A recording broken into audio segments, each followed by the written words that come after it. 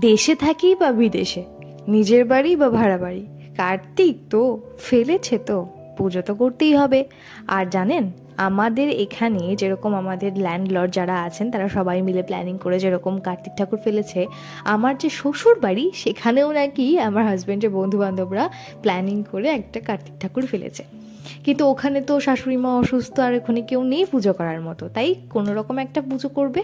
আর আমাদেরও এখানে যেহেতু নিজস্ব কেউ নেই, শুধু আমরা দুটিতে, সেজন্য আমরাই ছোট্ট করে যেটুকু পেরেছি যৎসামান্য একটু পুজোর আয়োজন করেছি। এখানে আবার কিন্তু একটা নিয়ম আছে। আমরা যেরকম জানি যে কার্তিক পুজো যদি যে বছর ফেলে সে বছর যদি ধুমধাম করে করা হয়ও, তাও পরের 2 বছর মানে 3 বছর মোট করতেই হবে। কিন্তু এখানে মানে এই ডায়মন্ড হারবারের ফলতাতে যেখানে আমরা থাকি, সেখানে নিয়ম আবার ভিন্ন। মানে এখানে প্রথম বছরেই বড় করে পুজো করে অনুষ্ঠান করে সব কিছুই আর কি মিটিয়ে দেওয়া হয়। মানে পরের বছরের জন্য আর কিছু থাকে না, মানে এক বছরই পুজো। তো যাই হোক, কিন্তু আমরা তো আমাদের বাড়ির নিয়মেই করব। তাই এই বছরটা অগত্যা একটু ছোট করেই আমরা পুজো করছি। আর ওই যে বটি দেখলেন, এটা আমি আমার ল্যান্ডলর্ডের ঘর থেকে নিয়ে এসেছি নিচ থেকে। আর এই গামলাটা আমার শাশুড়ি মা যখন এসেছিলেন আমায় কিনে দিয়েছিলেন।